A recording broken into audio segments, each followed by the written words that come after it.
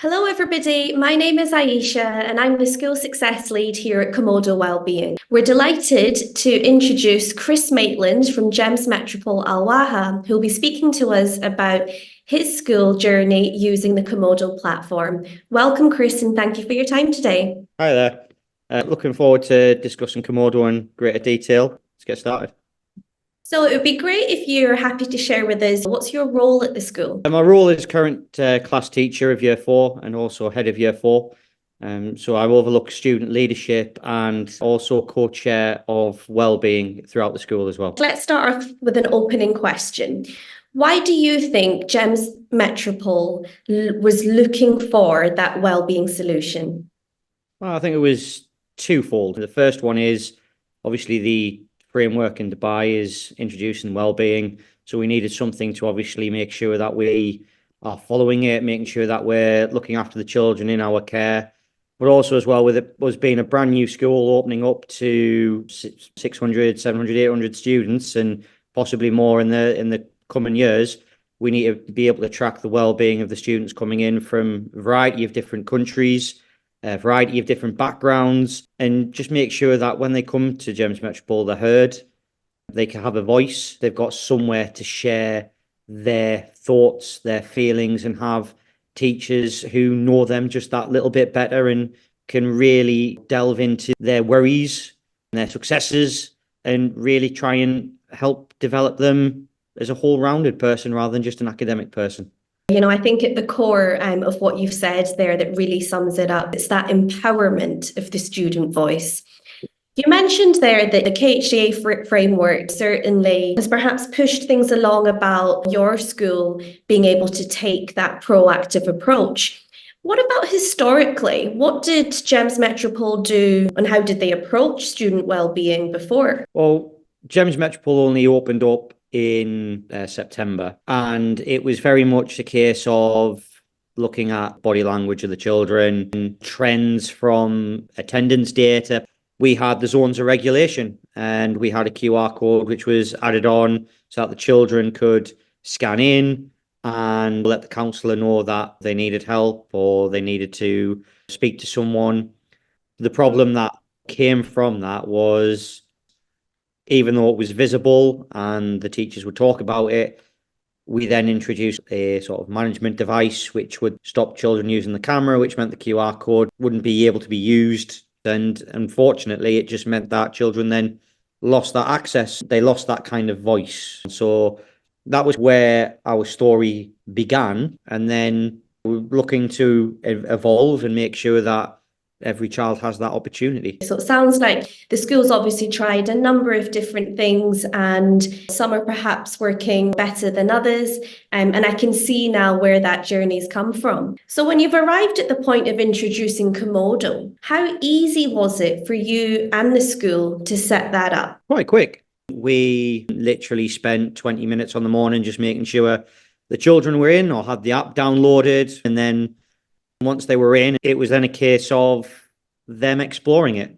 And once they were able to see what the features were and understand it, all of a sudden you found that the children were interested in it. They were all figuring out how it worked. And within that first session of giving them that first survey, or the feedback that I got straight away was things like, it's easy to do. We've got the sliders. We can track it. There was an interesting question there. So the implementation side of it was probably around about 20 to 30 minutes. And then straight away, we started having those conversations on the same day.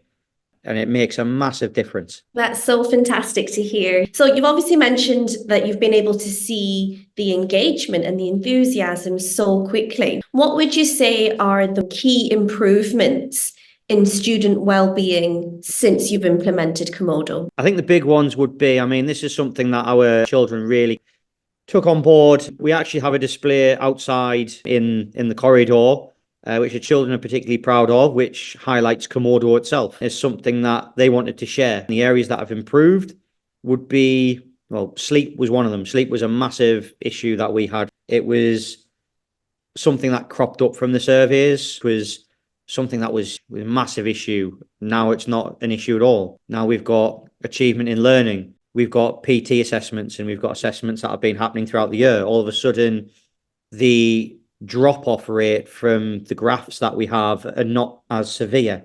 Children are feeling a little bit more confident because they have that opportunity to talk. They have that opportunity to let us know what's going on. There is so much that has improved from it. I could literally name every single one. Everything through Komodo, all of the areas of learning, all the areas that we've been focused on, everything has improved. Everything has got better because it's opening up those conversations. It's not just a case of I'm happy, I'm sad, and ticking a face and being able to say this child is engaged or this class is engaged. This is opening up new vocabulary, new topics of learning. This is opening up strategies. Myself as a teacher, I prided myself on knowing my kids inside out. Starting off with Komodo, I realized that actually there's another 2, 3, 4 levels that I had no idea about them. And now I'm knowing my kids even better. I'm starting to notice body language a lot more. And it's not just body language to them sitting in the classroom, it's their handwriting. Their handwriting changes, subtle differences. Everything from that side, it's not just the areas of learning that have improved. It is myself as a teacher. And the children now have got that deeper level of respect because it's a case of he listens, he understands the background of it all. So it's not just one part, it's school life in general, which is just improved. That's so great that you're seeing this. One of the things you mentioned there was about strategy in terms of that longer term decision making and interventions and how you see this, yes, at student level, but at class level and at cohort. How have you found the data and the insights in that overall level? How has that helped shape your future interventions? That's crucial. That is absolutely crucial. I can literally, on a morning, once we've done our surveys or throughout the week, I'm on the academic side of it and I'm looking at achievement for learning. I'm looking at social anxiety. I'm looking at all sorts. And because I can track it, because I can filter it and develop it, I've got an area that I can focus on for the week. I can look at individual sections that are low. What's the area that I look at next? What can I do in my classroom for that week to push it? And that's where it's massive because the data side of it is so easy to use.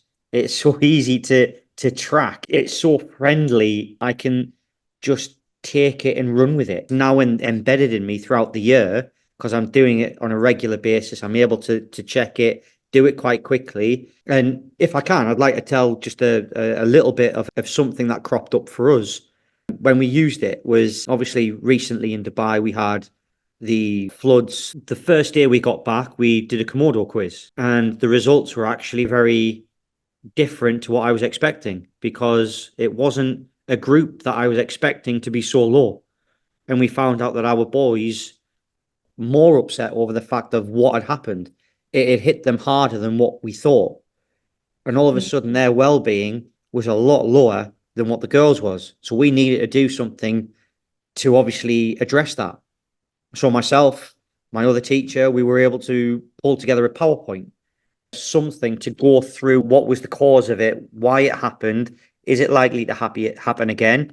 If so, what's the things that we need to do? All of a sudden, the boys started opening up a lot more. That data is massively crucial, and to have it available and ready and to use it to help set the interventions up on a group, a child, it made a massive, massive difference.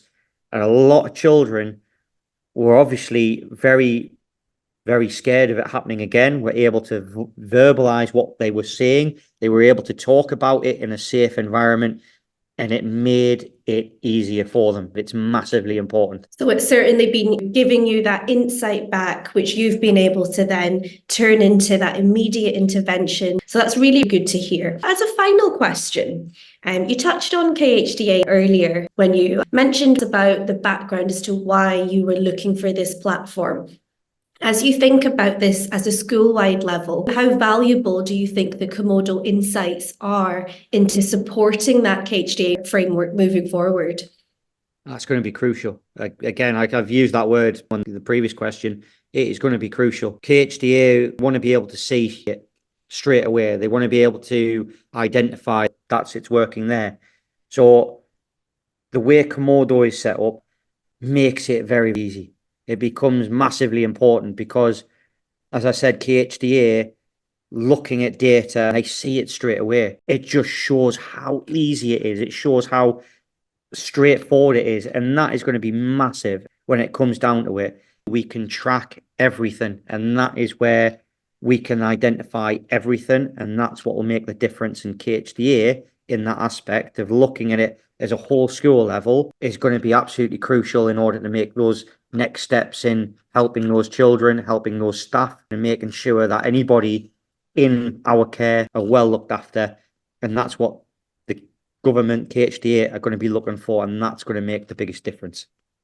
I'm really pleased to hear your feedback on that. I'm sure that there's going to be further insights as you continue to use Komodo in the school. I know that we're delighted to support, as we go into the new academic year and beyond.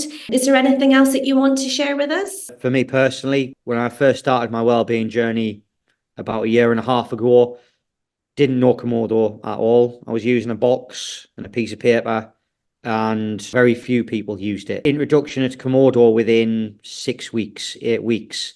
Every single child had used it 3, 4, 5 times. It makes a massive difference with the boys. Boys' mental health, boys' well-being is crucial. It's massive. And going back a year and a half, I'm pulling my hair out thinking, well, how do I get these boys to share their feelings? How do I get them to open up, just talk about it? And now all of a sudden, a year and a half down the line, I've got boys opening up, boys having conversations, boys discussing what they're scared of and why they're scared of it. And it's not this bravado or anything else. They're having that conversation. And that comes down to being able to just see it on a screen, see it in front of them, use that survey that nobody else can see. And that makes a massive difference. And when one person starts talking, another one starts, and it goes from there. It's a massive, massive beneficial tool. And it is something that I would wholeheartedly promote. And I'm glad that I get to use it. I'm glad that I get to share this insight, because it is an unbelievable tool to work with, because it gives me so much and it helps me become even better at my job. Absolutely. Well, it's clear that everything that you do, that you're so committed to the empowerment of yourself as staff, the empowerment of that student voice. So thank you again, Chris, and looking forward to speaking with you soon. Yeah, my pleasure. Thank you very much.